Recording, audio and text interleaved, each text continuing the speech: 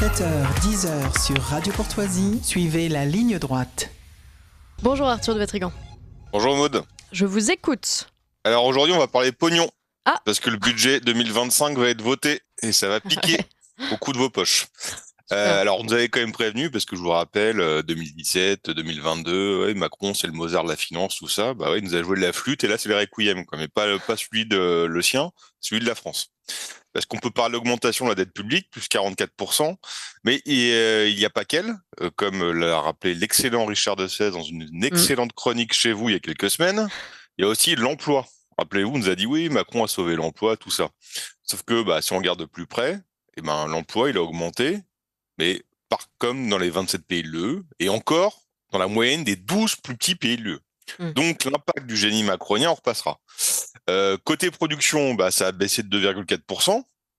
Et côté déficit extérieur, en pourcentage du PIB, il a explosé le record de Mitterrand de 82. Ouais. Donc le bilan est cata. Le problème, c'est que le déficit a explosé ces 2 dernières années, les gens le savaient. Or, qu'est-ce qui s'est passé? Ils ont retrouvé la note sous le bureau de Bruno Le Maire quand il a déménagé.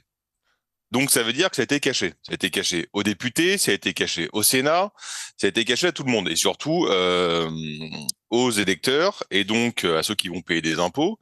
Donc on n'est quand même pas très loin d'un scandale d'État. Maintenant, aujourd'hui, c'est l'urgence, il faut trouver 60 milliards parce que sinon l'État tourne plus, c'est-à-dire qu'on ne paye plus les fonctionnaires, donc il y en a, on s'en fout, mais d'autres, c'est un peu plus embêtant, les policiers, les infirmières, les profs, tout ça. Sauf qu'on sait qu'il y a de fortes chances que le budget passe au forceps, c'est-à-dire 49.3.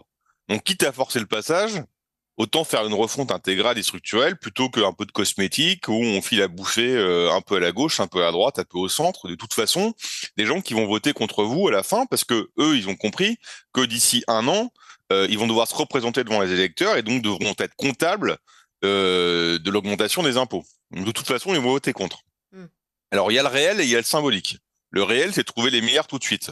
Alors, on nous annonce 4000 suppressions de postes à l'éducation nationale. J'ai entendu Anne Coffinier chez vous, c'est hyper intéressant. Ouais. C'est le premier poste de défense, son budget qui ne cesse d'augmenter, alors que les classements de PISA, ils cessent de descendre. On va bientôt arriver au niveau de la Tanzanie, c'est sympa. Faut savoir que si vous demandez au ministère de l'Éducation nationale combien d'employés ils sont infoutus de vous le dire. C'est le premier poste de dépense et c'est le pire DRH du monde. Alors, on a fait le petit calcul. 92% du budget de l'éducation nationale, c'est pour payer les traitements des fonctionnaires. Vous avez 1,2 million de personnels dans l'éducnat. Ouais. Vous avez 11 000 enseignants qui sont sans affectation. Vous avez 120 000 fonctionnaires qui sont sans fonction au sein du ministère. Alors certains bossent pour d'autres ministères, d'autres ont des occupations bidons comme les permanences syndicales, et d'autres, on ne sait pas où ils sont. Et vous avez 92 000 enseignants qui n'enseignent pas, qui ne sont pas devant une classe. Donc si vous voulez, quand on dit il y a 4000 postes de supprimés, tout de suite, levé de bouclier, c'est affreux tout ça, je pense qu'on pourrait faire beaucoup plus de ménage et beaucoup plus d'économies. Et puis il y a aussi l'incapacité du ministère à gérer l'absentéisme. Je rappelle, le rapport de la Cour des comptes 2021, 250 000 heures d'absence en 2019, soit 4 milliards d'euros, soit 7% du budget. Alors il y a certaines absences, on les comprend. Il y a des absences volontaires de je vais plus me retrouver chez les Chateaubriand du Sahel parce qu'ils veulent m'égorger. Et puis il y a les profs qu'on exfiltre et qu'on met pas devant les cours. Ouais. Donc il y a aussi ça à en prendre en compte, c'est-à-dire que c'est pas la faute des professeurs. Mais je veux dire, c'est quelque chose qui est pas du tout géré.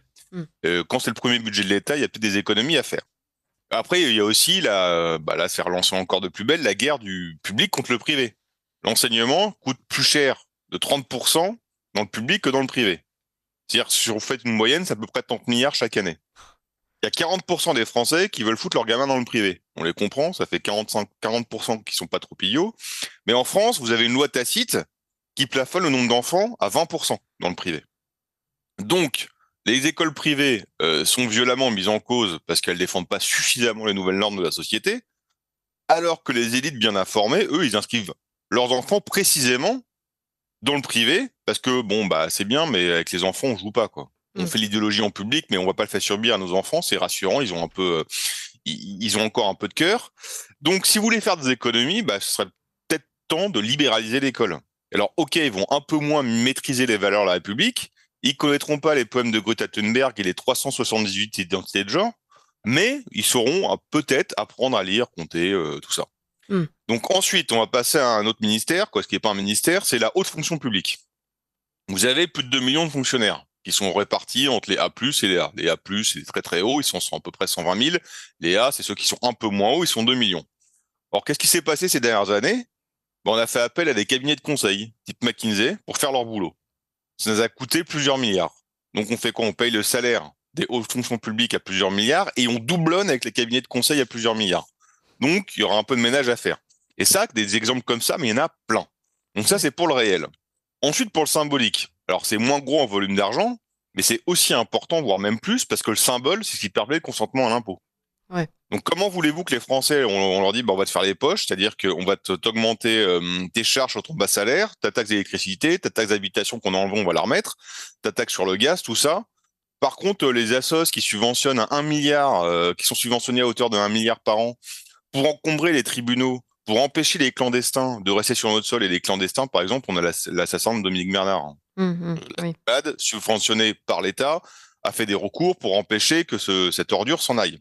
Comment voulez-vous que des Français acceptent de faire des efforts quand ils voient dans le budget de 2025 une ligne où il y a écrit JO 2030, 520 millions d'euros pour assurer le potentiel déficit des JO de 2030. Comment voulez-vous que les Français fassent des efforts quand ils voient que dans le budget du CNC, ça augmente de 40 millions d'euros. Alors, à leur décharge, on leur a piqué 400 millions de trésorerie, mais ils en avaient 800. Là, le budget passe de 740 à 780. C'est pas comme le cinoche français brillait par sa beauté et son audace. Et comment voulez-vous que les Français fassent des efforts alors qu'ils voient que le budget alloué à la présidence de la République augmente de 3 millions d'euros? Ça sert à quoi? C'est pour que Brigitte refasse encore le salon avec des peintures immondes, des moquettes trop laides. Voilà. Donc, si vous voulez, il y a le trou de 60 milliards à combler immédiatement, mais il y a aussi le symbolique, parce que s'il n'y a plus de consentement à l'impôt, c'est gilet jaune fois 100.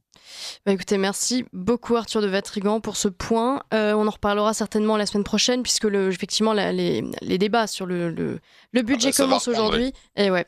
Merci beaucoup Arthur de Vatrigan, bonne journée.